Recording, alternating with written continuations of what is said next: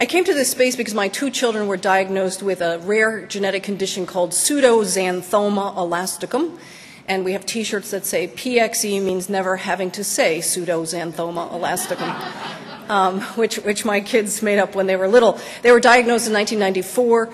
But that day, I recognized that I was going through a change of era. My relationship with my kids could not be the same I had experienced as a son in relation to my parents. I had to respect these young creatures. They had as much access to information as I did. We were together as part of the same generation.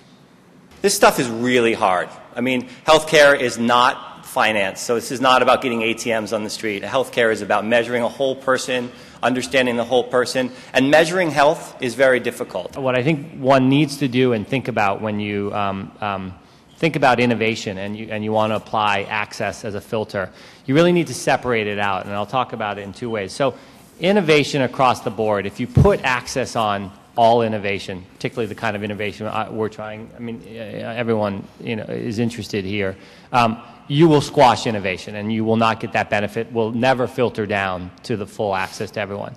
That being said, access is a very important thing on which you can innovate. So how do you innovate on access? We do think, and this is talking about knowledge uptake, why did it take, I think it's 20 years to get 50% penetration of antibiotics as a treatment of ulcers?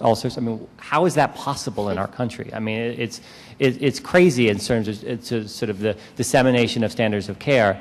And so we do think that if you can educate and empower a small group of a specific patient population, whether it's 1, 5, 10%, and by the way, we're in those numbers in a number of our disease states already, that will filter into the clinics through the patient to the clinician and then filter out to the other patients. And that access piece will flow down much faster than anything we've ever done before. Our goal is, by 2012 is to have 1 million patients. And we talk about those 1 million patients as 1 million authors who might have an audience of 30 or 90 million people who are really changing their lives based on the information they're sharing.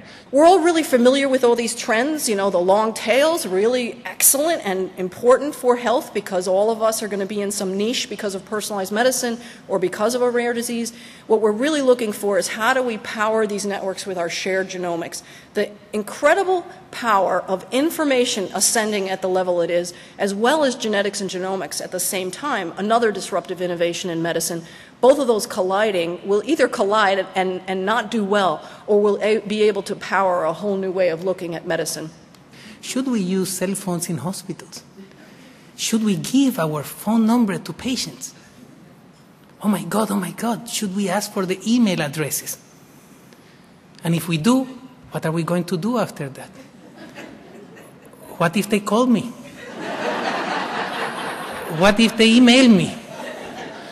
And if my life is ruined as it is with so many hours as a physician, how am I going to handle 200 messages after hours? Because we don't think of switching words from doing things with these tools instead of other things. We tend to perceive these things as added-ons.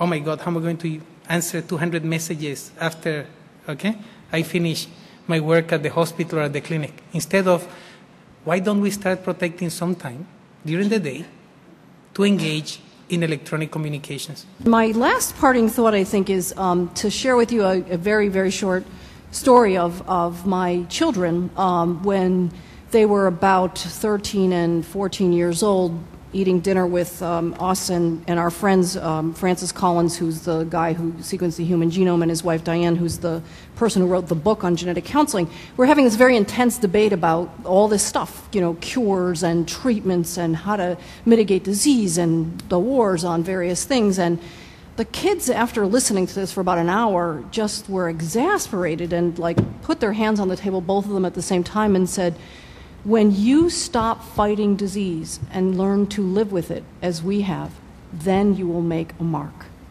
And I was just overwhelmed as a parent and said, but, there's still no treatment for your disease after all these years, and then we have a blah, blah, blah. And the kids, again, just strongly looked at us and said, You have already done what you were meant to do. You just need to accept that. And for me, that was a really, really profound thing in the course of my life's mission and work.